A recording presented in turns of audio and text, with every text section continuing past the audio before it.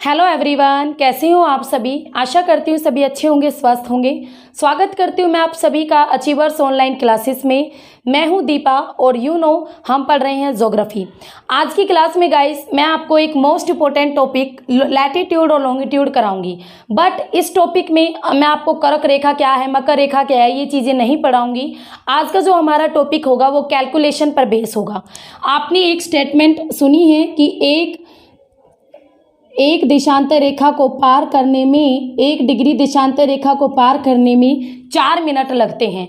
तो आज की क्लास में हम इसी स्टेटमेंट को कि कैसे निकल के आया 1 डिग्री देशांतर रेखा से 4 मिनट की वैल्यू, क्या ये कार ने तय की है या किसी अन्य साधन के द्वारा, या कैसे, या हमने ऐसे ही मान लिया है इसे। तो आज की क्लास हमारी इस कैलकुलेशन पर बेस रहेगी, क्योंकि आपने एग्जाम में पीजीटी और टीजीटी लेवल पर calculate time, how to calculate time, ठीक है, कि कैसे टाइम को कैलकुलेशन किया जाता है, आपके इससे रिलेटेड क्वेश्चंस आते हैं। और कई बच्चे कंफ्यूज रहते हैं कि जैसे भाई आप 0 डिग्री देशांतर रेखा से पूर्व की ओर जाते हैं तो टाइम प्लस क्यों होता है, वेस्ट की ओर जाते हैं तो टाइम माइनस क्यों होता है, क्यों घंटे घटते चले जाते हैं वेस्ट की ओर, और पूर्व की ओर क्यों घंटे प्लस में चले जाते हैं। तो आज की क्लास आपके इन सभी क्वेश्चंस को बिल्कुल सोल्व करेगी। तो ध्यान से देखना आज की क्लास। और इससे पहले जो स्टूडेंट बिल्कुल न्यू हैं, चैनल पहली बार देख रहे हैं ज्योग्राफी की क्लास, तो थोड़ी बेसिक चीज़ें भी मैं करवाऊंगी इसको करवाने से पहले, ताकि आपको एटलीस्ट इतना तो पता हो कि अक्षांश और देशांतर रेखाएं होती क्या हैं। ठीक है, तो चलिए शुरू करते हैं। तो सबसे पहले हमारी पृथ्वी पर ही ये खींची गई हैं अक्षांश और देशांतर रेखाएं अर्थ पर। और भाई ये मैन मेड नहीं है, इनकी सिर्फ कल्पना की गई है, काल्पनिक रेखाएं हैं। कैसी रेखाएं हैं? लैटिट्यूड और लॉन्गिट्यूड काल्पनिक रेखाएं, यानी हमने कल्पना कर ली है कि हमने अपनी पृथ्वी के चारों ओर ऐसी कुछ रेखाएं खींच दी हैं। वैसे इन रेखाओं को खींचने का मेन पर्पज क्या था, क्यों नीड थी इनको खींचने के लिए? तो इनको खींचने के लिए सबसे बड़ी जो आवश्यकता थी वो क्या थी? लोकेशन को जानने के लिए। ठीक है, ये एग्जाम में आता है। अक्षांश और देशांतर रेखाओं को पृथ्वी पर ये जो काल्पनिक रेखाएं हैं इनको खींचने का मेन उद्देश्य क्या था?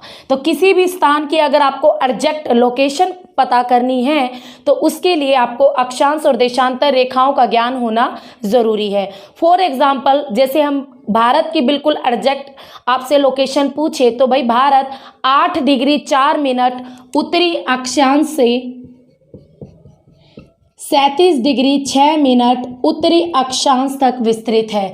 उसी तरीके से अगर भारत का देशांतरीय विस्तार पूछा जाए, बिल्कुल एग्जैक्ट भारत की लोकेशन, तो 68 डिग्री 7 मिनट पूर्वी देशांतर से 97 डिग्री 25 मिनट पूर्वी देशांतर तक भारत का देशांतरीय विस्तार है। तो ये मैंने क्या बताया आपको? ये मैंने बताई लोकेशन। और ये जो हमारे पास ये जो निकल के आई है नंबरिकल लोकेशन, ये कैसे? ये इन्हीं अक्षांश और देशांतर रेखाओं की वजह से हमें इनका ज्ञान हो पाया है। तो हमने क्या किया, इनकी सिर्फ कल्पना की है। ठीक है, अक्षांश और देशांतर रेखाओं की कोई हमने ये ईंट मसाले से दीवारें नहीं बनाई, या और इसके अलावा ज़्यादा भाई वो सर्वे वगैरह करते, तो उस तरीके से ये चीज़ें नहीं बनी हैं। सिर्फ अमेजिंग किया गया है, कल्पना की गई है इन रेखाओं की। तो सबसे पहले हमारी पृथ्वी पर अगर हम बात करें तो सबसे पहला अक्षांश है 0 डिग्री अक्षांश। मेन है अक्षांश रेखाएं में भूमध्य रेखा। भूमध्य रेखा इसे क्यों कहते हैं? पूरी भूमि के मध्य में से खींची जाने वाली रेखा है भूमध्य रेखा। विषुवत रेखा, इक्वेटर, बहुत सारे नामों से जाना जाता है इसे।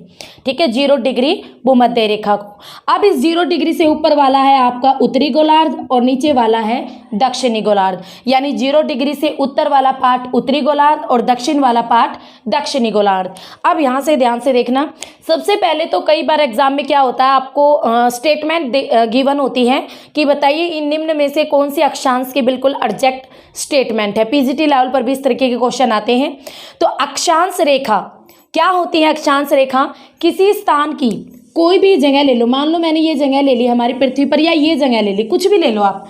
अक्षांश रेखाएं क्या होती हैं? यानी ये लैटिट्यूड यानी लेटी हुई रेखाएं। देखो कई बच्चे कंफ्यूज रहते हैं, तो लेटी यानी लेटी, और लेटी हुई कौन सी है?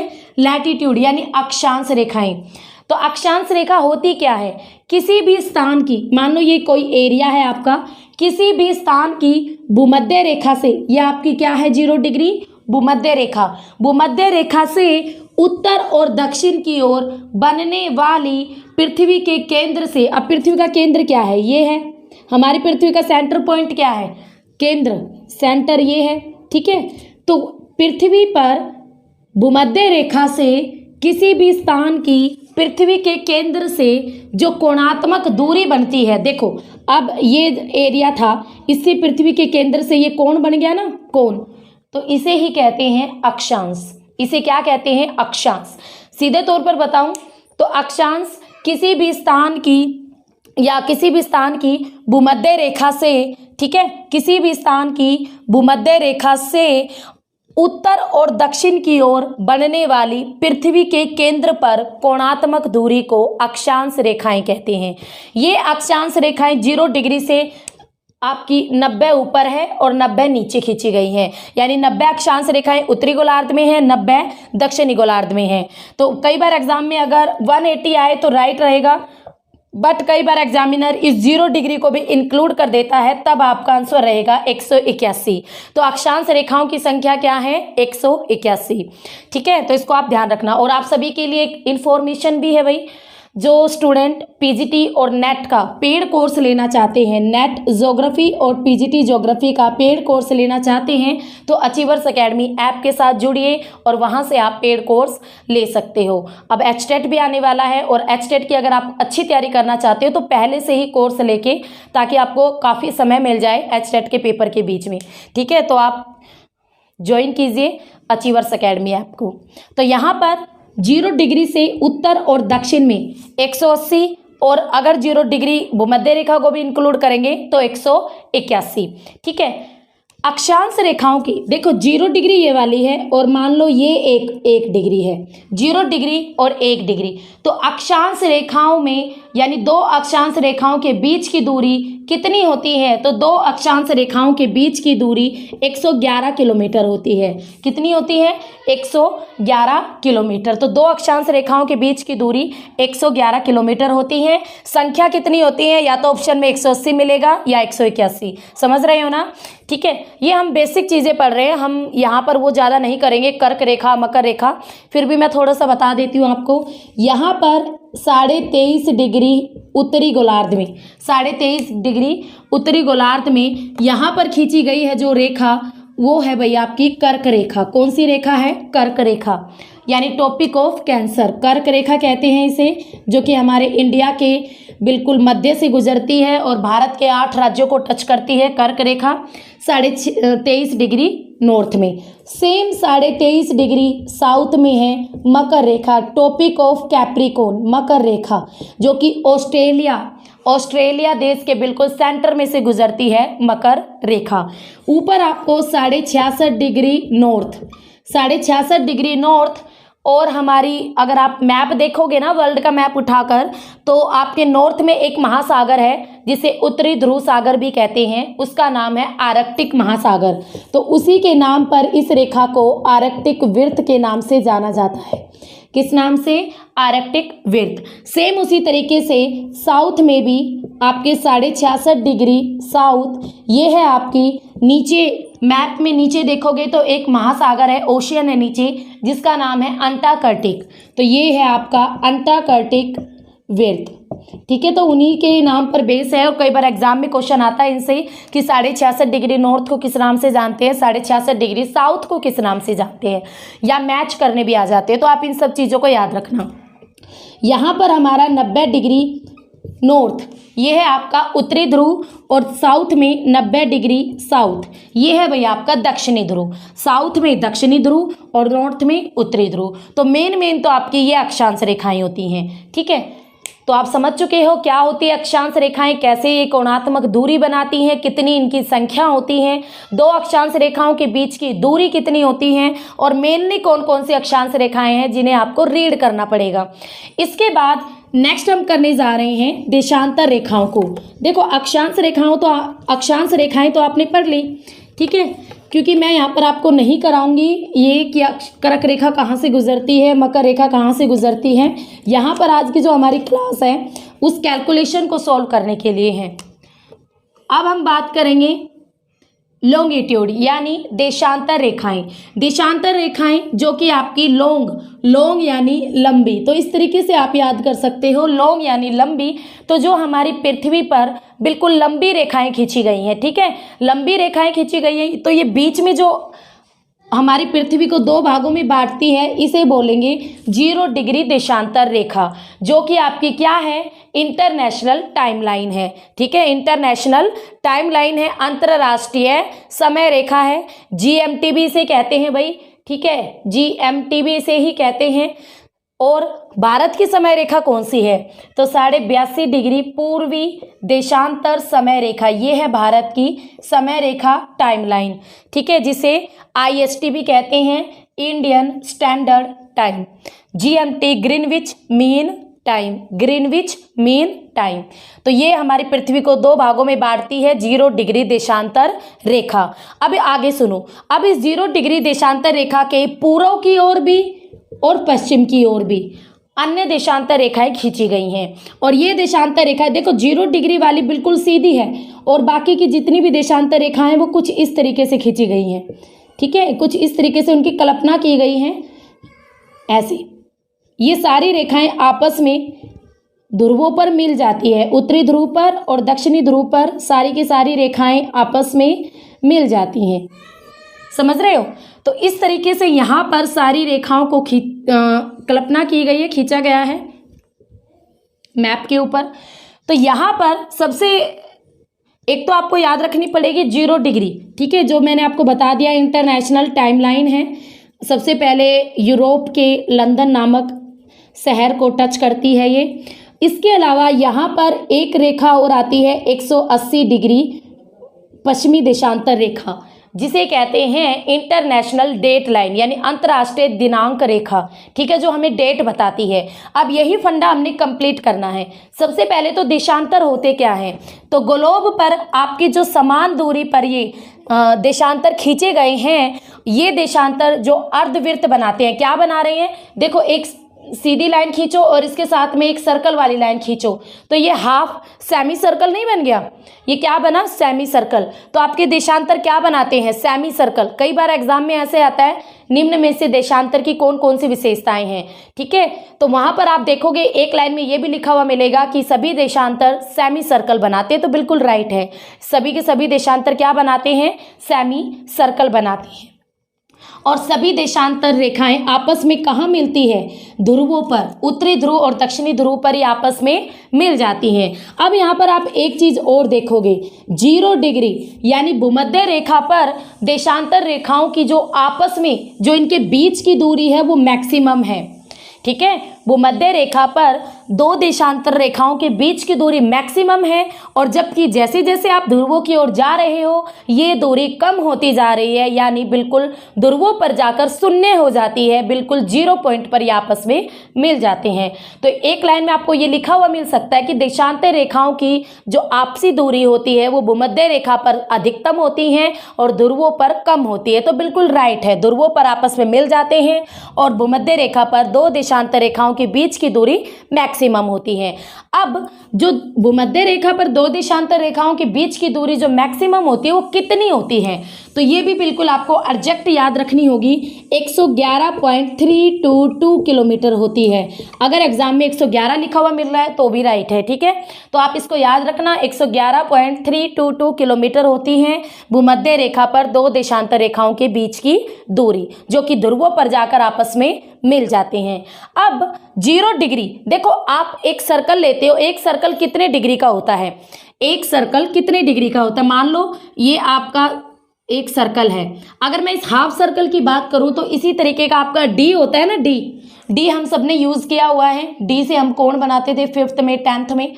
तो डी जो होता था आपका वो डी 180 डिग्री का होता था। कितने डिग्री का होता था, 180। अब इस सर्कल को पूरा कर दूं तो 180 इधर, तो टोटल कितने डिग्री का होता है सर्कल, 360 डिग्री का। कितने डिग्री का होता है, 360 डिग्री का।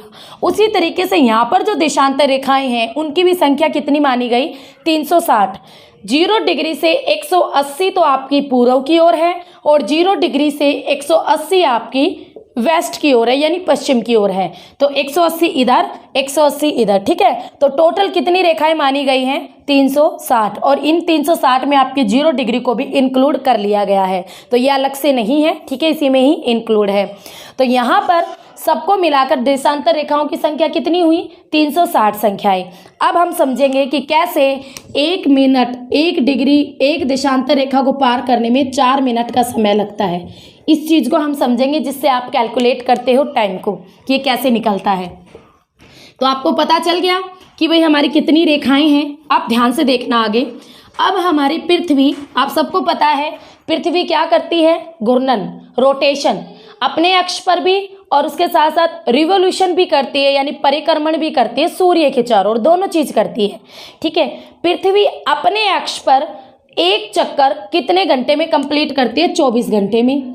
24 घंटे में, ठीक है। जब आपका एक दिन और रात हो जाते हैं, दिन और रात, हमारी पृथ्वी अगर अपने अक्ष पर नहीं घूमेगी तो दिन और रात नहीं बनेंगे। तो जब पृथ्वी अपने अक्ष पर घूमती है, 24 घंटे में अपना एक चक्कर कंप्लीट करती है, दिन और रात बनते हैं। ये कैसे बनते हैं भाई? देखो सिंपल सी बात है। मान लो यहाँ पर आपका सन है, सूर्य है, सन है, हमारी पृथ्वी घूम रही है। तो जो पार्ट यहाँ पर है, ठीक है, पृथ्वी का जो पार्ट सूर्य के सामने है वहां पर आपका दिन रहेगा। क्या रहेगा? दिन रहेगा। और जो पार्ट सूर्य से बैक में है तो वहां पर आपकी रात रहनी है। क्या रहेगी? रात होगी।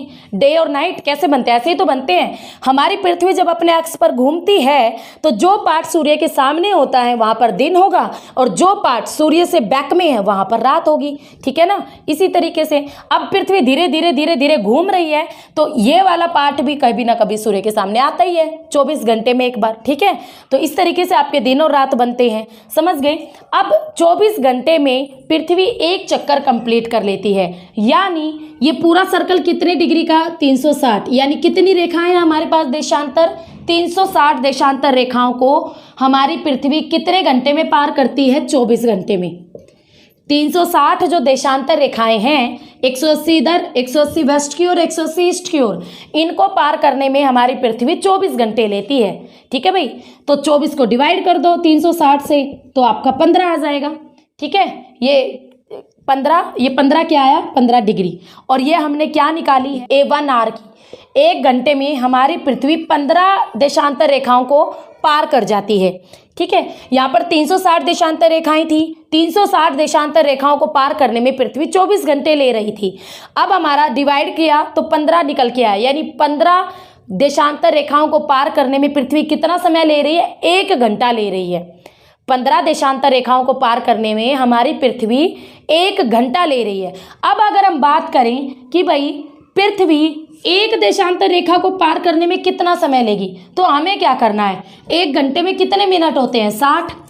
60 डिवाइडेड बाय 15 तो इज इक्वल टू 4 मिनट।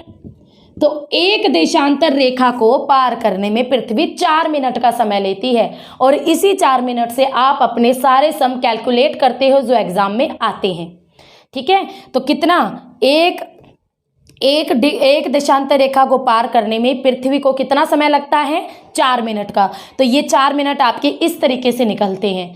तो एग्जाम में कई बार पूछते हैं और कई बच्चे कंफ्यूज रहते हैं कि किस तरीके से, कैसे ये 4 मिनट निकल के आया, किसके द्वारा तय की गई दूरी, या ये कुछ नहीं होता, इस तरीके से कैलकुलेशन होके तब ये निकाला जाता है। सिंपल सा है, एक सर्कल 360 या हमारी देशांतर रेखाएं भी 360, हमारी पृथ्वी एक बार घूमने में 24 घंटे ले रही है तो उसको डिवाइड कर देंगे, 15 आ गया।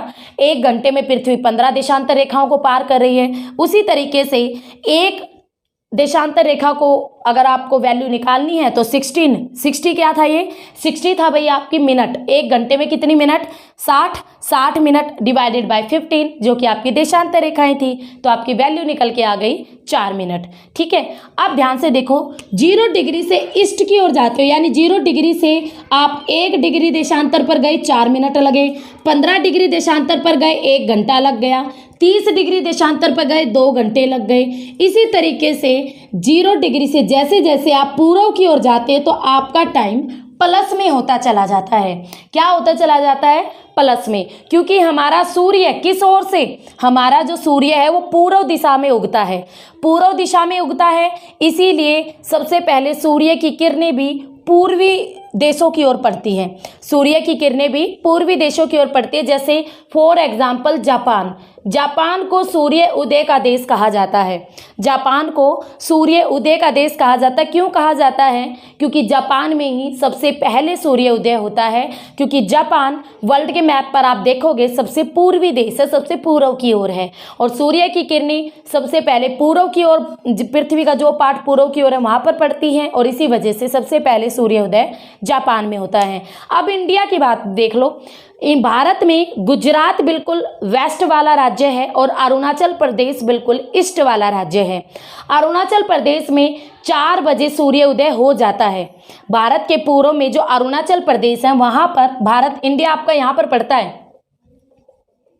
ठीक है, इंडिया हमारा यहाँ पर पड़ता है कुछ इस तरीके से। तो यहाँ पर है अरुणाचल प्रदेश, तो भारत का अरुणाचल प्रदेश और यहाँ पर गुजरात पड़ता है भाई। तो अरुणाचल प्रदेश और गुजरात दोनों के टाइम में, सूर्य उदय होने के टाइम में पूरे 2 घंटे का अंतर है, ठीक है। क्योंकि भारत की भी तो काफ़ी चौड़ी लोकेशन है ना, 68 डिग्री। देखो भारत की लोकेशन क्या थी, देशांतरीय लोकेशन की बात करें 68 डिग्री 7 मिनट से 97 डिग्री 25 मिनट, यानी नियर अबाउट दोनों में 30 डिग्री का अंतर हो गया, 29 समथिंग आएगा, 30 डिग्री का अंतर हो गया। अब इस 1 डिग्री को पार करने में कितना समय ले रहा है? 4 मिनट, और 30 डिग्री को पार करने में 120 मिनट, और 120 मिनट में कितने घंटे होते हैं? 2 घंटे। तो उसी तरीके से अरुणाचल प्रदेश में 4 बजे सूर्य उदय हो जाता है, जबकि गुजरात में सूर्य दिखता है 6 बजे। तो ये 2 घंटे का अंतर इस तरीके से आता है। तो देखो देशांतर रेखाओं से हमें कैसे टाइम कैलकुलेट करते हैं, ठीक है। तो ये 0 डिग्री GMT विश्व की समय रेखा माना गया है, इसी को आधार मान के टाइम चलता है। भारत इस 0 डिग्री से 5.5 घंटे प्लस में है, 5.5 घंटे प्लस में है। अगर लंदन में 12 बजे होंगे तो भारत में 5:30 बजे का समय होगा शाम के, ठीक है। तो इस चीज़ को आप ध्यान रखना। तो इसी तरीके से जैसे जैसे आप पूर्व की ओर जाते हो तो आपका टाइम प्लस होता है, और वेस्ट की ओर जाते हो तो टाइम माइनस होता है। वेस्ट की ओर टाइम माइनस क्यों होता है? क्योंकि सूर्य वेस्ट की ओर छिपता है, सबसे देर से पहुंचता है सूर्य पश्चिम दिशा की ओर, और जबकि उसका छिपने वाला ही टाइम आ जाता है, इसलिए वहाँ पर टाइम माइनस में जाता है, ठीक है। क्योंकि हमारी पृथ्वी भी क्या करती है? पश्चिम से पूर्व की ओर घूमती है। अगर हमारी पृथ्वी पूर्व से पश्चिम की ओर घूमती तब ये चीज़ नहीं होती। हमारी पृथ्वी पश्चिम से पूर्व की ओर घूमती है, तो इसीलिए ये वाला पार्ट हमेशा सूर्य के सबसे पहले सामने आता है। सूर्य के सामने ये वाला पार्ट आता है, उसके बाद पीछे वाला आकर, और ये वाला पार्ट बिल्कुल लास्ट में आता है। इसीलिए वेस्ट में सूर्य उदय भी लेट होगा, अस्त भी लेट होगा, दोपहर भी लेट होते, सब कुछ लेट होता है। ये वाला पार्ट सूर्य के सामने जल्दी आता है, इसीलिए यहाँ पर सूर्य उदय भी सबसे पहला होता है, अस्त भी पहले होता है, और दोपहर भी सबसे पहले होती हैं। तो ये चीज़ें थी आपकी जो आई थिंक आपको क्लियर हो गई हैं अक्षांश और देशांतर रेखाओं के बारे में, ठीक है। और आई थिंक आपको समझ में भी आ गया है। तो कुछ समझ में ना आए तो मुझे कमेंट कर देना, और कैसी लगी क्लास। और भाई याद रखना भैया, अचीवर्स एकेडमी ऐप ज्वाइन करो मैक्सिमम, और इसके साथ साथ आप मेरे चैनल के साथ भी जुड़ना, study with Deepa Saini, study with Deepa Saini मेरा यूट्यूब चैनल है, ठीक है। अभी न्यू है तो इससे यहाँ पर आपको ज्योग्राफी से रिलेटेड काफ़ी कंटेंट मिल जाएगा। स्टडी विद दीपा सैनी के साथ जुड़ोगे तो काफ़ी मैंने यहाँ पे टॉपिक कंप्लीट कराए हैं, और PGT लेवल के भी काफ़ी टॉपिक्स आपको यहाँ से मिल जाएंगे। तो फिर मिलेंगे, तब तक के लिए have a nice day, okay, bye bye.